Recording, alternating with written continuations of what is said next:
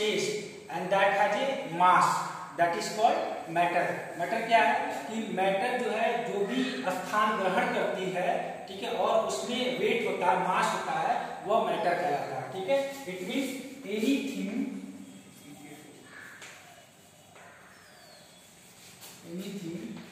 that can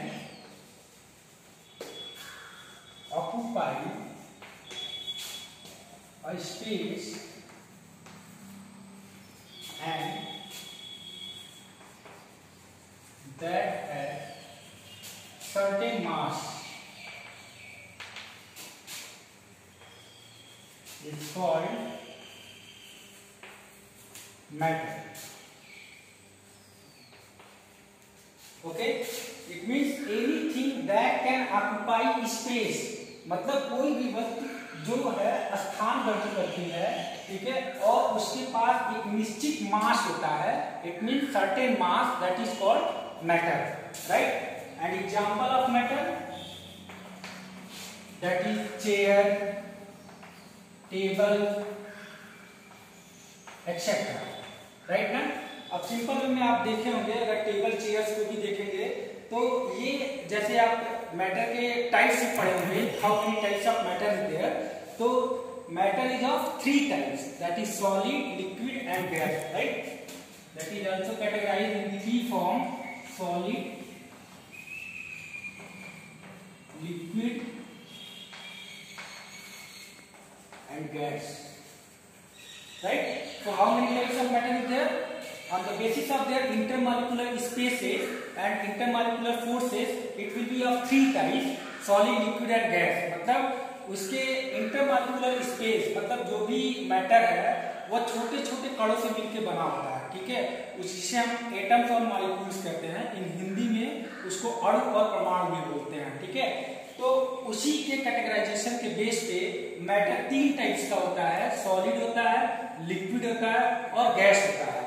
जिसमें अगर आपको हम कोई भी चीज कहते हैं, suppose that this is A table, so how you can identify this is the example of solid और लिक्विड और गैस. आप कैसे ये चीज जानोगे कि ये एग्जांपल है सॉलिड का, लिक्विड का या गैस का.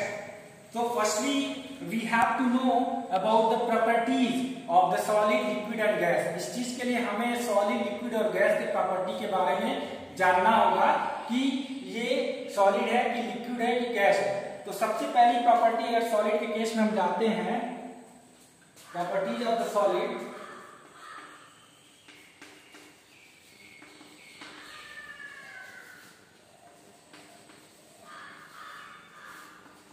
सबसे पहले हमने अभी बताया कि सॉलिड जितने भी हैं वो अपने मॉलिक्यूल्स से जो है और एटम से मिलकर बने होते हैं. मींस टाइनी पार्टिकल से मिलकर बने होते हैं, छोटे छोटे कणों से मिलकर बने होते हैं, ठीक है, जिसे अणु या परमाणु भी हम बोलते हैं. तो अगर सॉलिड के केस में जाते हैं तो let us see a diagram of solid, right ना. So in the solid the particles are very closely packed like this.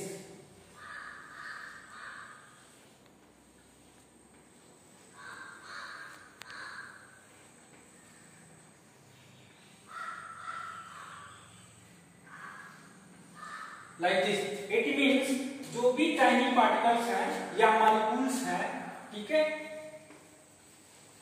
तो ये 2 मॉलिक्यूल्स के बीच का जो ये पॉइंट है जिसको हम बोलते हैं इंटरमॉलिक्यूलर स्पेस.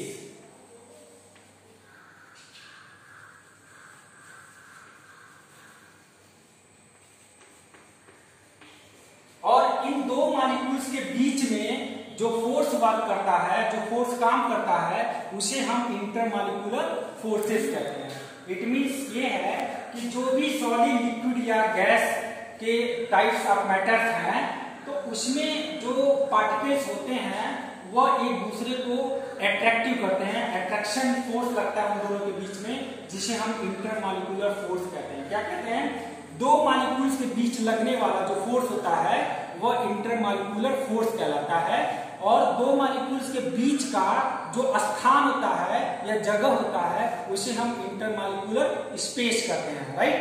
तो सॉलिड के केस में जब हम जाते हैं तो इनके जो मॉलिक्यूल्स हैं या पार्टिकल्स हैं वो क्या एक दूसरे से क्लोजली पैक्ड हैं. तो इनके बीच का जो स्पेस अगर आप देखोगे इंटरमॉलिक्यूलर स्पेस, तो क्या है, एकदम नहीं के बराबर है। इट मींस इंटरमॉलिक्यूलर फोर्स जो है वो क्या है, बहुत ही ज्यादा है। यानी कि एक मॉलिक्यूल दूसरे मॉलिक्यूल से ज्यादा फोर्स से अट्रैक्ट होते हैं, इसलिए उनके बीच का स्पेस क्या है, नहीं के बराबर है। तो this is the main property and through that we can identify this is the example of solid, right.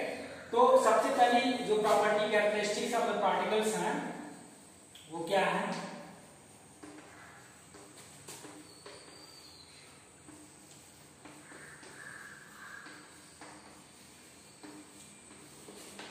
Characteristics of particles में जब आप जाते हैं तो सबसे पहली चीज यही है कि जो भी मॉलिक्यूल्स होते हैं, जो भी टाइनी पार्टिकल्स होते हैं, वो फ्रीली मूव करते हैं। क्या करते हैं, फ्रीली मूव करते हैं।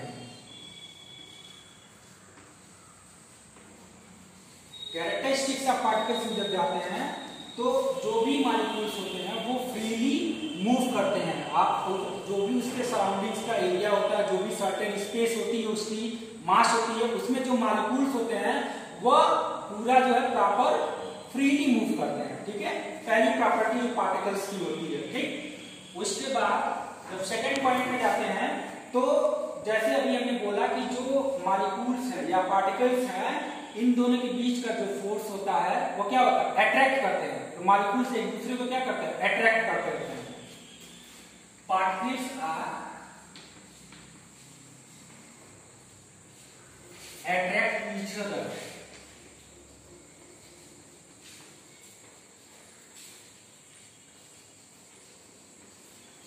राइट, अभी हमने बताया कि first property of particles that is freely movement, second that is particles are attract to each other, मतलब पार्टिकल्स एक दूसरे को जो है अपनी तरफ आकर्षित करते हैं। राइट, और सिंपल वे में जैसे आपने एक पढ़ा होगा ब्राउनियन मूवमेंट्स के बारे में, या देखें एक बंद कमरे में जैसे सन की किरणें पड़ती है, सनलाइट पड़ती है, तो उसमें आपने देखा होगा बहुत सारे डस्ट पार्टिकल्स जो है इधर उधर फ्रीली मूव करते रहते हैं। जैसे एक बंद कमरा और उसमें अगर सूर्य की रोशनी पड़ती है, सनलाइट पड़ती है, तो उसमें बहुत सारे डस्ट पार्टिकल्स इधर उधर मूव करते हैं। ये क्या, ये शो करता है कि पार्टिकल्स जो होते हैं वो फ्रीली मूव करते हैं। राइट, और ये इस टाइप का जो फ्रीली मूवमेंट है, इंडिपेंडेंट मूवमेंट है एक बंद कमरे में सनलाइट के पास होने पे, तो ये जो मोशन कहलाता है वो होता है ब्राउनियन मूवमेंट, क्योंकि सबसे पहले रॉबर्ट ब्राउन ने ही इसकी डिस्कवरी किया था, तो उन्हीं के नाम पे इसे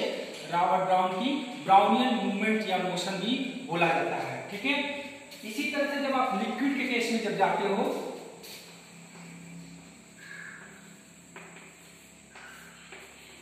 जैसा कि अभी आपने पढ़ा सॉलिड के केस में, और सॉलिड के बारे में बताया गया कि जो भी मॉलिक्यूल्स हैं उनके बीच का इंटरमॉलिक्यूलर फोर्स और इंटरमॉलिक्यूलर स्पेस के प्रॉपर्टी के बेस पे हम आइडेंटिफाई किए। This is the example of solid. Then we can go for the liquid. So just see here the molecules, level of molecules.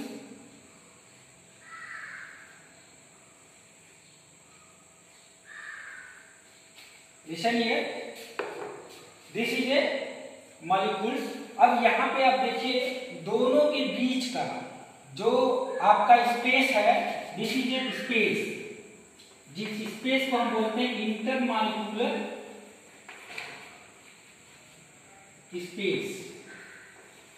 अभी हमने बताया कि दो मॉलिक्यूल्स के बीच का जो जगह होता है, बीच का स्पेस होता है, वो होता है इंटरमॉलिक्यूलर स्पेस। क्या होता है, इंटरमॉलिक्यूलर स्पेस। सिंपल वे में अगर कहा जाए, अगर सॉलिड के फिगर और लिक्विड के फिगर को कंपेयर किया जाए, तो इन दोनों के कंपैरिजन में यू कैन फाइंड आउट क्या कि यहाँ पे दो मॉलिक्यूल्स के बीच में स्पेसेस है। क्या है, इंटरमॉलिक्यूलर स्पेस है, यानी कि दो मॉलिक्यूल्स के बीच में जगह है, स्थान। ठीक है, और जब आप सॉलिड के केस में जाते हो तो ये क्लोजली पैक्ड होते हैं, closely packed to each other, एक दूसरे से पूरी तरह से ये क्लोजली पैक्ड हैं, तो इनके बीच में कोई भी स्पेस नहीं है। इसलिए यहाँ पे फोर्स क्या है, ज्यादा है। यहाँ पे फोर्स क्या है, ज्यादा है कंपैरिजन लिक्विड, क्योंकि यहाँ पे स्पेस है। इसका मतलब इन दोनों के बीच में जो आपका फोर्स होगा वह सॉलिड के कंपेयर में कम लगेगा। जैसे सिंपल वे में अगर कहा जाए कि इस क्लास में बहुत सारे बच्चे हैं, मान लीजिए 40 स्टूडेंट्स हैं, तो कुछ बच्चे फर्स्ट बेंच पे बैठेंगे, कुछ बच्चे लास्ट बेंच पे बैठेंगे, कुछ बगल में ही बैठेंगे।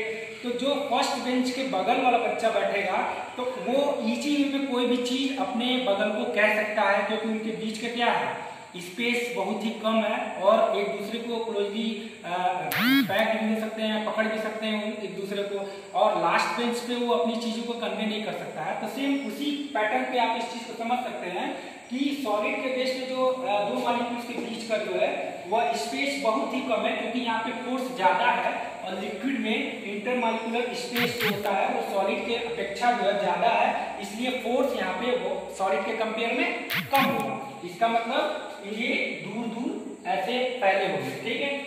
वैसे जब गैस के केस में जाते हैं, गैस के केस में तो अगर यहाँ पे अगर मॉलिक्यूल्स को देखेंगे तो यहाँ पे जो इंटरमॉलिक्यूलर स्पेस है और फोर्सेस है वो सॉलिड और लिक्विड के बेस पे क्या होगा, ज्यादा होगा। क्या होगा, यहाँ पे मॉलिक्यूल्स के बीच का जो स्पेस है वह ज्यादा होगा तो फोर्स क्या होगा, ऑलरेडी कम होगा, ठीक है। सॉलिड और लिक्विड के कंपैरिजन में यहाँ पे इंटरमॉलिक्यूलर फोर्स जो होता है वो क्या होगा, वह सॉलिड लिक्विड से बहुत ही वीक होगा, ठीक है। इसीलिए इनके मॉलिक्यूल्स इधर उधर फ्रीली मूव करते हैं। जैसे आप गैस को देख सकते हैं, गैस क्या है, वो एयर में पूरा स्पॉन्टेनियस जो है वो मूव करता रहता है गैस, ठीक है। जैसे आपने डेफिनेशन भी पढ़ा होगा, different mixture of the gases is called air, ठीक है। आपके एटमॉस्फेयर में जो एयर होता है क्या होता है, डिफरेंट मिक्सचर ऑफ गैसेस होते हैं, ठीक है। तो वही गैस की भी बात है, जिसमें अभी आगे एक टॉपिक आएगा डिफ्यूजन। तो उस डिफ्यूजन में यही चीज है कि spontaneous intermixing of the molecules, that is a process of diffusion. तो अभी हमने आपको सॉलिड, लिक्विड और गैस के प्रॉपर्टी के बारे में बताया और इनके इंटरमॉलिक्यूलर स्पेस और इंटरमॉलिक्यूलर फोर्सेस के बारे में बताया, जिसके द्वारा हम कैटेगराइज करते हैं या फाइंड आउट करते हैं this is the example of solid, this is the example of liquid and this is the example of gas.